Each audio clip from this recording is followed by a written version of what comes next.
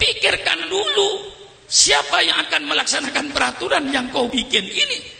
Yang akan melaksanakan 90% beragama Islam. Jangan Anda bikin peraturan, ya Pak Jinuri ya. Jangan Anda bikin peraturan pemerintah yang bertentangan dengan Al-Quran dan Sunnah Nabi. Persilakan Anda bikin peraturan. Kalau peraturan itu jelas-jelas bertentangan dengan Quran dan Sunnah Rasulullah, umat Islam siap untuk tidak mengerjakan. Persis tadi saya katakan, nggak ada bedanya. Lah inilah saudara-saudara, alhamdulillah sudah dibangkitkan semangatnya tadi. Sekarang tinggal saya ngisi ilmunya. Ya, sudah cukup tadi dibangkitkan dengan ilmunya, dengan semangatnya. Sekarang saya mau ngisi saudara. Agama Islam yang diturunkan oleh Allah terakhir sebagai penutup, itu syariat Allah dari langit sudah tumplek-blek. Bahasa Jawa ini. Ada orang Jawa enggak? Ada. Orang Jawa itu kalau sungguh-sungguh mesti kata akhir diulang. Kalau orang Jawa bilang kemarin di Jatinegara macet, nggak apa-apa, itu masih jalan. Tapi kalau orang Jawa bilang kemarin Pak Kiai di Jatinegara jalan macet, itu orang Jawa itu. Matiin mesin. Udah, nggak usah jalan, matiin aja mesin udah. Kalau sudah macet, syariat Allah diturunkan oleh Allah sesuai dengan kepentingan manusianya. Tidak diturunkan sekaligus sama Nabi Adam. Karena diturunkan sekaligus sama Nabi Adam, banyak yang tidak dijalankan. Zaman Nabi Adam tidak ada undang-undang nyolong. Mengapa tidak ada undang nyolong? Karena zaman Nabi Adam tidak ada orang nyolong. Mengapa tidak ada orang nyolong? Karena tidak ada orang. Selesai. Untuk apa diturunkan undang-undang nyolong? Nggak ada gunanya itu. Dunia belum dikapling-kapling. Negara saja belum ada. Nggak perlu. Nggak diturunkan oleh Allah. Zaman Nabi Adam tidak diturunkan undang-undang perkawinan sempurna seperti kita ini. Mengapa? Karena zaman Nabi Adam tidak ada orang kawin. Mengapa tidak ada orang kawin? Ya tidak ada orang. Siapa mau jadi besan? Cukup Allah kasih kemurahan. Kakak kandung kawin dengan adik kandung, adik kandung dengan adik kandung.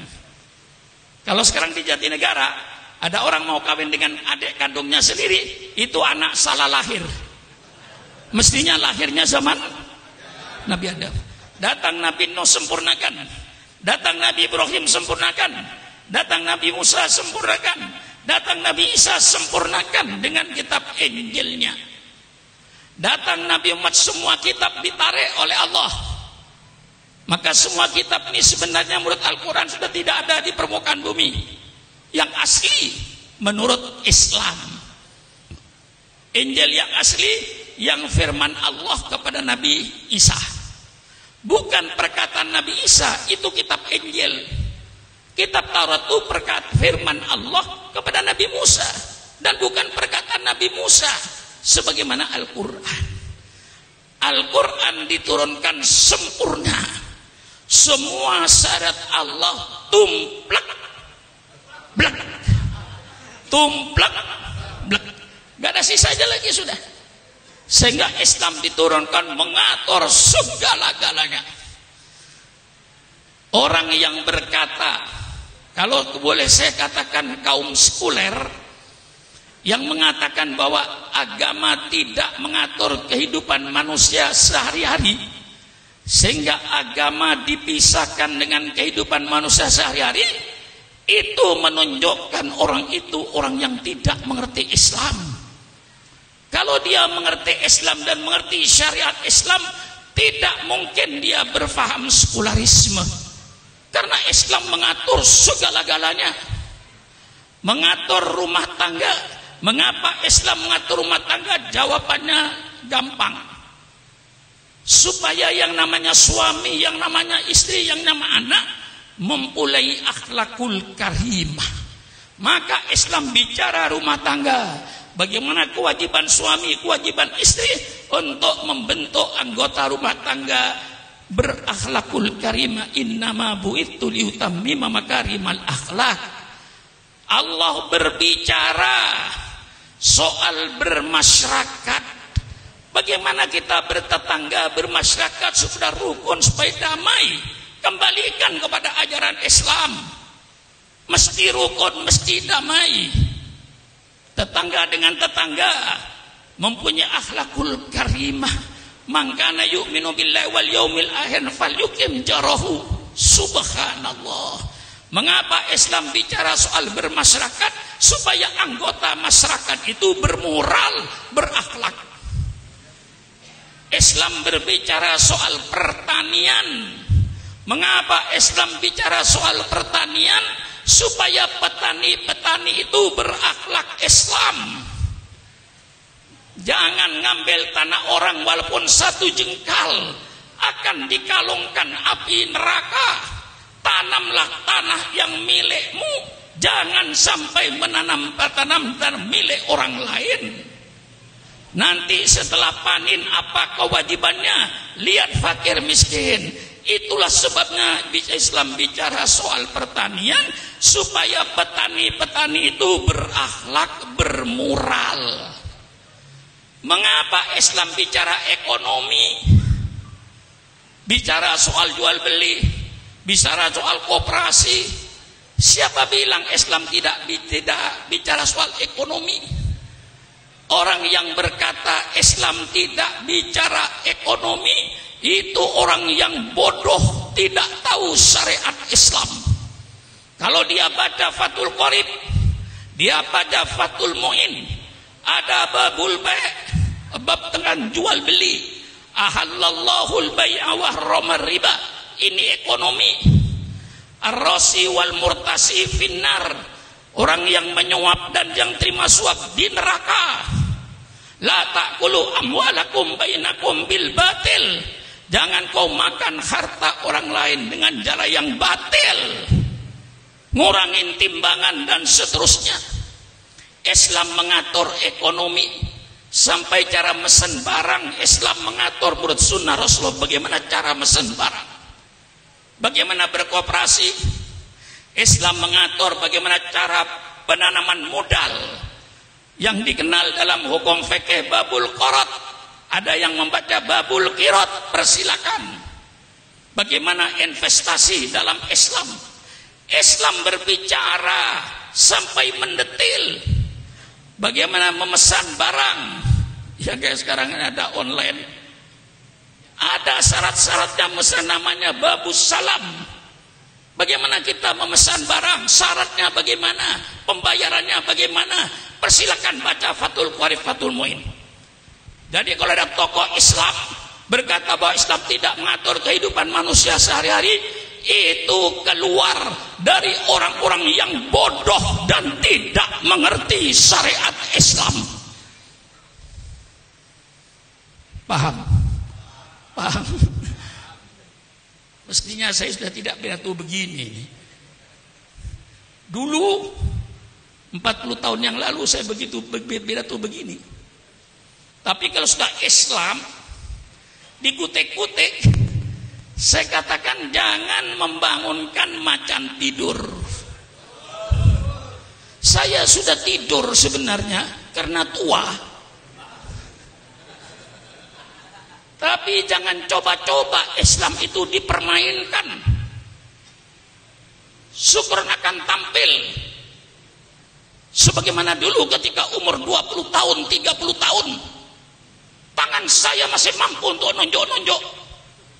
Kalau ini sudah menyangkut soal Islam. Jadi orang yang berkata Islam tidak mengatur ekonomi, tidak mengatur politik, itu orang yang bodoh Islam. Ngaji. Jangan Islamnya cuma asyhadu an la ilaha illallah wa asyhadu anna Muhammadar Rasulullah. Tidak pernah belajar Islam. tidak pernah ngaji tafsir, tidak pernah ngaji hadis, lalu berkata bahwa Islam tidak mengatur kehidupan manusia, itu keluarlah dari pemikiran orang-orang yang bodoh Islam. Paham? Mengatur ekonomi supaya pelaku ekonomi bermoral, yang dagang berakhlak, yang buka industri berakhlak. Ini tujuannya mengapa Islam bicara ekonomi, supaya pelaku ekonominya bermoral, berakhlak. Innama bu'itsu liutammima makarimal akhlak. Paham? Mengapa Islam bicara politik? Intinya, kata kuncinya satu, innama bu'itsu liutammima makarimal akhlak. Mengapa Islam bicara politik? Islam bicara politik supaya pelaku politik bermoral, berakhlak. Sebagai seorang pemimpin, apa kewajibannya terhadap rakyatnya? Hai pemimpin, jangan kau berpikir apa yang akan saya ambil dari rakyat, tapi pemimpin, berpikirlah apa yang akan kau berikan kepada rakyatnya itu. Kalau kau selalu berpikir apa yang saya ambil dari rakyat, ya gampang, naikkan semua pajak. Maka pemerintah bukan berpikir apa yang saya ambil dari rakyat, tapi pemerintah berpikir apa yang harus saya berikan kepada rakyat. Bagaimana? Ngotot lagi saya ini, dipancing Habib Hanif tadi itu. Lah ini Islam. Siapa bilang Islam tidak bicara politik? Yang melarang kiai bicara politik, yang melarang ulama bicara politik di masjid-masjid, di masjid taklim adalah Belanda. Sekali lagi, yang melarang kiai bicara politik, bicara soal negara, itu Belanda. Mengapa Belanda melarang kiai bicara politik? Karena Belanda ingin menjajah Indonesia sampai kiamat. Maka Belanda melarang. Banyak kitab-kitab, dulu Kiai Maskur, mantan Menteri Agama, cerita kepada saya, banyak kitab-kitab yang dilarang oleh Belanda yang membangkitkan semangat anak muda. Namanya kitab Idotun Nasiin. Ya Kiai, masih ingat kitab Idotun Nasiin? Kitab Idotun Nasiin ini membangkitkan generasi muda. Kitabnya sekarang masih ada. Itu oleh Belanda dilarang. Kitab-kitab yang berbau politik, Ahkamus Sultaniyah dilarang. Baik yang disusun Imam Mawardi maupun yang disusun Imam Abu Ya'la. Tidak boleh bicara soal politik. Itu yang melarang Belanda. Kalau sekarang ada tokoh di Indonesia melarang kiai bicara politik, berarti itu sisa-sisa. Tolong berhadapan dengan Sukron Makmun. Mari kita duduk di atas meja dengan damai, dengan sejuk, sambil minum kopi. Betul? Mari bicara. Jangan ngomong sembarangan kalau kau tidak ngerti Islam. Di mana kau ngajinya? Di mana kau menuntut ilmunya? Mentang-mentang jadi tokoh, tidak pernah ngaji Islam, berbicara orang Islam. Ini yang merusak Islam di Indonesia ini. Mari secara ilmiahnya saya kupas. Quran, ayat politik dalam Quran terlalu banyak. Saudara kenal baldatun thayyibatun wa rabbun ghafur? Di mana itu? Di mana itu? Apa baldatun thayyibatun wa rabbun ghafur? Negara yang baik, negara yang aman, negara yang damai, negara yang sejahtera. Itu dalam surat As-Saba. Itu tertulis dalam Al-Quran. Masih banyak ayat-ayat yang berbicara soal negara. Banyak. Saya kasih sebagian saja. Lau anna ahlal qura amanu wattaqau la fatahna alaihim barakatim minas sami walakin dzakadzabu fa'udnahum bima kanu yaksibun. Ini ayat bicara politik negara. Seandainya penduduk negeri ini beriman dan bertakwa kepada Allah, pasti kata Allah, saya bukakan keberkahan dari langit. Hujan turun berkah, bukan angin puting beliung. Hujan turun berkah, bukan banjir bandang. Hujan yang membawa keberkahan. Kami buka keberkahan dari bumi. Buah-buahannya tumbuh, padinya tumbuh, jagungnya tumbuh, yang subur, makmur. Lau anna ahlal qura amanu wattaqau.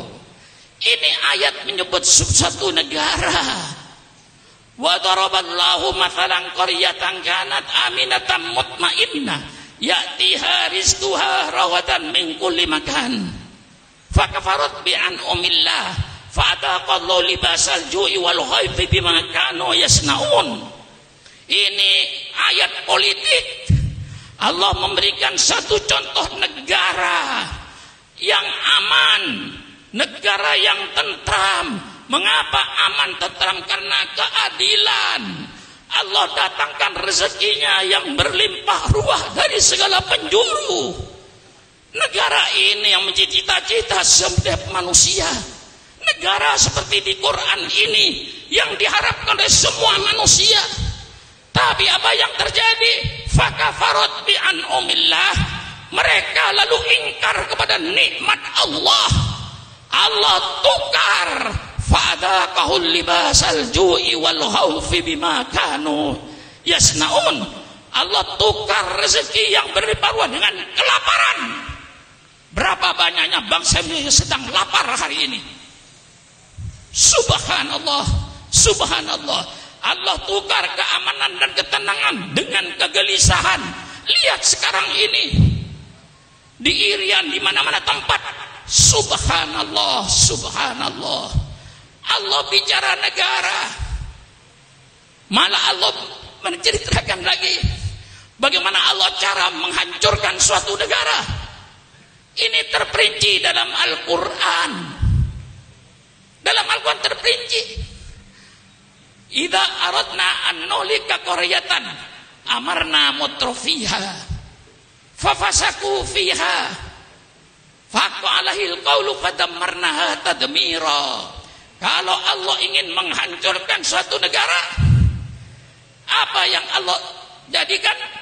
Allah perintahkan orang-orang yang bergelimang dalam kenikmatan untuk taat kepada Allah, tapi mereka tidak taat kepada Allah. Orang-orang kayanya yang bergelimang dengan kenikmatan itu, mereka main perempuan, main judi, mabuk-mabukan segala larangan Allah. Itulah Allah hancurkan negeri itu. Kalau ini sudah terjadi, ada yang membaca tafsir itu bukan amarna, dibaca amarna. Kalau Allah ingin menghancurkan suatu negara, maka Allah jadikan pemimpin negaranya itu orang-orang yang bergelimang dalam kemewahan. Karena mereka sudah bergelimang dalam kemewahan, dengan makan duit rakyat, dia lupa kepada rakyatnya. Dia kerjakan kedoliman, dia kerjakan ketidakadilan. Disitulah Allah hancurkan negeri itu. Bagaimana? Ini nyumbang atau menduskan Habib aja saya ini. Ya karena saya orang tua, maka diletakkan belakang itu benar itu. Persilakan Kiai bicara, segala macam bicara bebas. Syukur Mamun suruh terakhir mesti nyambung. Kayak asli pidato, saya belakangan nyambung. Setiap kiai pidato, saya belakangan nyambung. Tinggal nerusin aja. Maklum umurnya 81 tahun. Ya, bicara 8 apa? Saya ini pidato Habib Hanif sudah 53 tahun. Saya pidato sejak zaman Bung Karno. Saya sudah pidato melawan Bung Karno. Mestinya orang Betawi itu secara fisiologisnya sudah bosan melihat saya. Mestinya bosan Anda. Masa lihat muka saya 53 tahun? Mendengar suara saya mulai saudara di ibtidaiyah, mulai di sanawiyah, sampai sekarang jadi kiai. Insya Allah Kiai Munawir asli itu mendengar pidato saya barangkali di sanawiyah waktu itu. Mendengar pidato saya, mestinya kiai sudah bosan mendengar suara saya ini. 52 tahun 3 bulan bertahun suaranya itu aja, mukanya itu aja. Bosan enggak? Bosan enggak? Mengapa tidak bosan? Saya memberikan ini bahwa Islam itu bicara politik. Belanda yang melarang kiai bicara politik, maka saatnya para ulama, saatnya para habaib untuk bicara politik.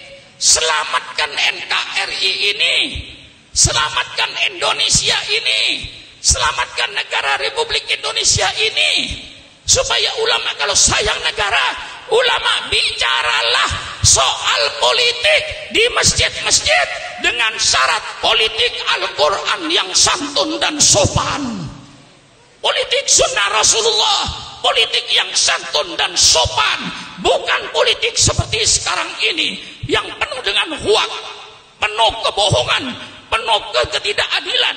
Mari kita bikin politik yang sopan, politik yang santun, kembali politik yang sopan, politiknya Al-Quran. Ngotot saya ini, ngotot Kiai.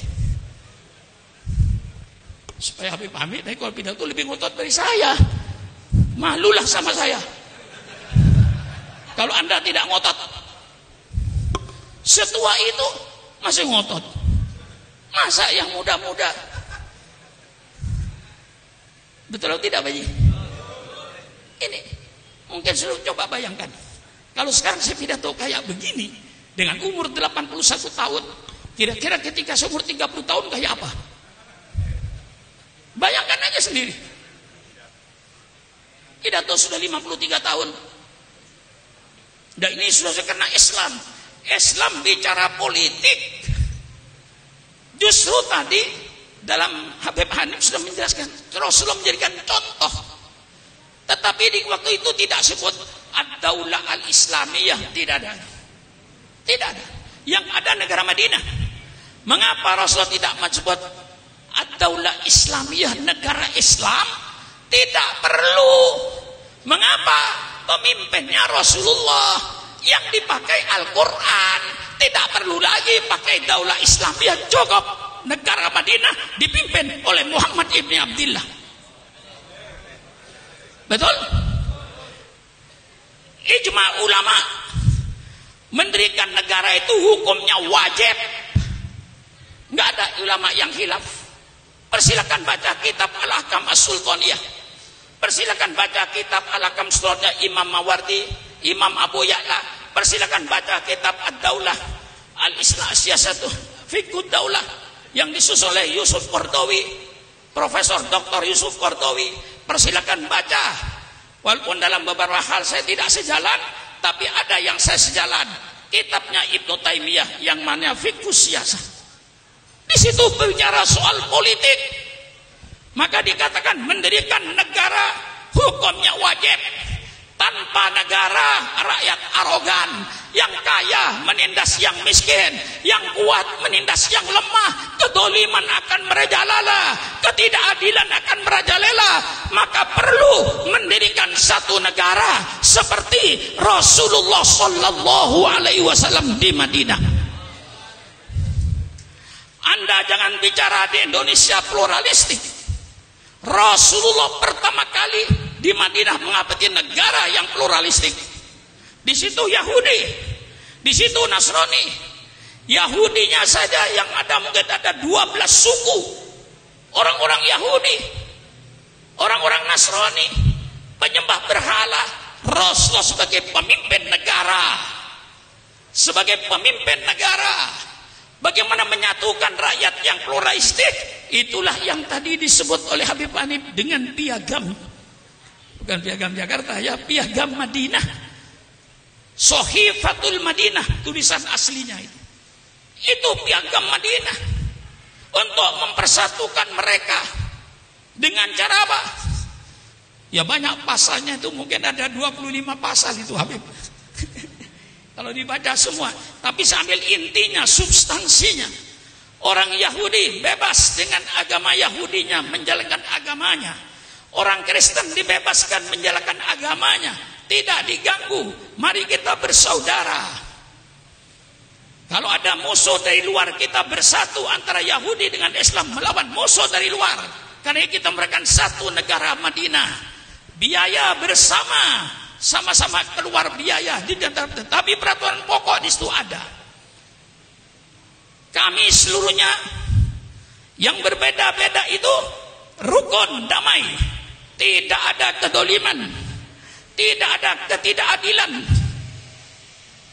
Di situ intinya. Siapapun yang berbuat dolim, ya Yahudi ya orang mukmin, sama saja kena hukuman. Maka Islam tidak punya musuh. Islam tidak punya musuh etnis. Orang Jawa bukan musuh Islam, orang Sunda bukan musuh Islam, orang Betawi bukan musuh Islam, orang Papua bukan musuh Islam, orang Bugis bukan musuh Islam. Seluruhnya kita satu bangsa, bangsa Indonesia. Islam tidak punya musuh agama. Islam tidak punya musuh etnis. Saya nyatakan musuh Islam. Terus apa tidak? Terus apa tidak? Musuh Islam bukan etnis. Musuh Islam bukan agama selain Islam. Musuh Islam bukan pemerintah. Musuh Islam adalah kedoliman. Musuh Islam adalah kemungkaran. Musuh Islam adalah ketidakadilan. Siapapun yang tidak adil, siapapun yang dolim, siapapun yang menganiaya, itulah musuhnya Islam yang harus kita lawan dengan radikal. Ini saya termasuk radikal nggak kira-kira? Saya tergantung Habib Hanif yang ngomong. Siapa yang mau suruh radikal?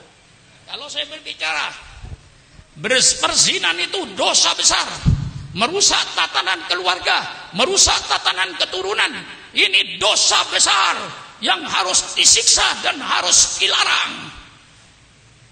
Lalu pelacur berkata, oh ini Ustaz Surah Makmun, ini Ustaz radikal. Terima kasih. Kalau yang berkata pelacur, saya berkata lagi, minum minuman keras itu larangan agama, merusak otak, merusak pikiran, menjadikan manusia malas. Malah kalau sampai taraf kepada narkoba, daripada saya lihat badannya, lebih saya lihat kuburannya. Orang yang minum narkoba itu, lihat kuburannya saja daripada melihat orangnya. Orang yang tukang dagang narkoba, ini kiai radikal. Siapa? Syukran Makmun. Terima kasih. Berarti saya nahi mungkar. Bagaimana Pak Effendi kira-kira? Benar ya? Kalau pemain judi, main judi itu dilarang oleh agama. Karena tidak mendatangkan harta, malah menghabiskan harta. Mendidik manusia malas, hanya duduk di meja judi tiap hari. Kalau hartanya habis dia ngerampok, hartanya habis dia nyolong, dan seterusnya dan seterusnya. Maka penjudian adalah perbuatan yang dilarang oleh agama. Penjudi-penjudi bilang, ini kiai yang radikal. Terima kasih penjudi. Bagaimana kira-kira? Kalau yang berkata saya radikal, Pak Effendi, saya tak pikir-pikir ini benar nggak saya radikal, salah. Kalau yang berkata radikal orang yang dolem, orang yang pengkhianat negara, dikatakan seorang radikal, terima kasih. Berarti saya manusia yang amar ma'ruf nahi mungkar. Betul apa tidak? Betul apa tidak? Mengapa ijma ulama bikin negara wajib? Karena dua hal. Menurut Imam Ghazali, pertama, mengapa negara wajib didirikan? Yang pertama hifdzuddin, untuk menjaga agama. Negara wajib menjaga agama. Agama diperkuat, jangan diperlemah, jangan membuat perpecahan dalam agama. Satukan agama itu, jangan dibikin pecah belah. Karena dengan kuatnya agama akan kuatlah moral bangsanya. Hancurnya agama, hancur moral bangsanya. Betul? Alhamdulillah kita hidup dalam negara republik berdasarkan Pancasila, ketuhanan yang Maha Esa. Ada kata ketuhanan Maha Esa, maka negara republik wajib menjaga agama Islam, wajib menumbuhkan agama Islam. Jangan sampai umat Islam pecah belah. Kesatuan Islam dijaga oleh pemerintah supaya jangan pecah belah, karena nanti akan menentukan moral bangsanya. Bagaimana? Ngotot juga saya ini, Pak. Sudah. Yang kedua, mengapa kita wajib mendirikan negara? Ijma.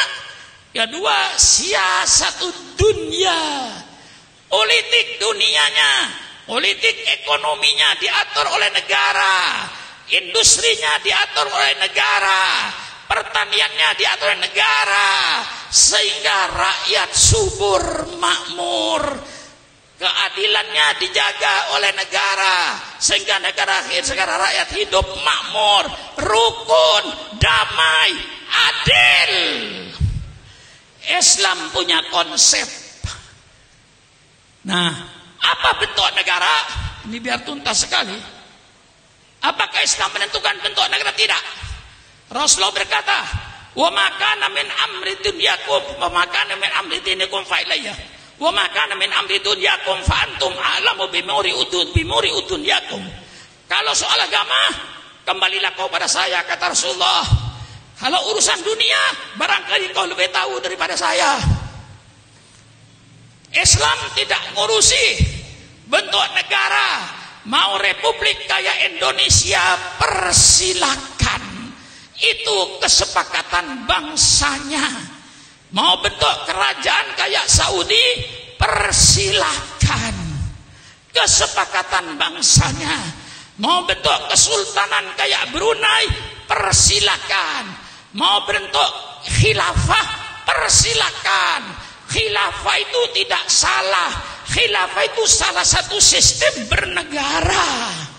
Salahnya, mengapa dia membuat khilafah kok di Indonesia berdasarkan republik? Tentu melawan bangsa Indonesia. Sama dengan saudara pergi ke Saudi sana, robah kerajaan Saudi menjadi Republik Saudi, insya Allah tengah malam kau hilang. Bukan berarti republik ini salah. Sama saja saudara bikin komplotan. Republik Indonesia mau dirubah kerajaan Indonesia. Tentu saudara dilarang. Mau khilafah, mau republik, mau kerajaan, mau kesultanan, urusanmu. Yang penting inti dalam Islam substansinya, apapun bentuk negaramu, yang penting laksanakan perintah Allah, jauhi larangan Allah. Mau republik, mau kerajaan, mau kesultanan, mau khilafah, yang penting perintah Allah laksanakan, larangan Allah jauhilah. Itulah intinya, substansinya kita bernegara, menjalankan perintah Allah, menjauhi larangan Allah. Jelas? Jelas. Kita milih republik, ya persilakan. Yang penting dalam republik ini perintah Allah jalankan, larangan Allah jauhi. Yang namanya khalifah, yang namanya presiden, yang namanya raja, yang namanya sultan, itu sekedar nama. Semuanya adalah pemimpin negara. Khalifah pemimpin negara, presiden pemimpin negara, raja pemimpin negara, sultan pemimpin negara. Apapun bentuk negara Anda, yang penting perintah Allah laksanakan, larangan Allah jauhi. Itulah perintah Allah bikin negara. Bagaimana? Hah? Betul. Untuk menuju, saya kan warga negara kan ya. Hah? Syukur namun orang Indonesia bangsa asing. Hah? Syukran namun selaku warga negara Republik Indonesia ingin menyumbangkan pikiran terbaiknya untuk Indonesia. Boleh apa tidak? Boleh apa tidak? Seulang sekali lagi, Syukran Ma'mun, sebagai warga negara Republik Indonesia, saya ingin menyumbangkan pikiran terbaik saya untuk negara saya, untuk bangsa saya, untuk menyelamatkan negara saya. Boleh apa tidak? Kalau boleh saya sumbang. Tegas saja. Inilah sumbangan saya kepada pemerintah saya yang saya cintai. Kalau ingin mewujudkan baldatun thayyibatun wa rabbun ghafur, ada 4 pilar dalam bernegara. Wah, serem ngajinya hari ini. Serem ngajinya.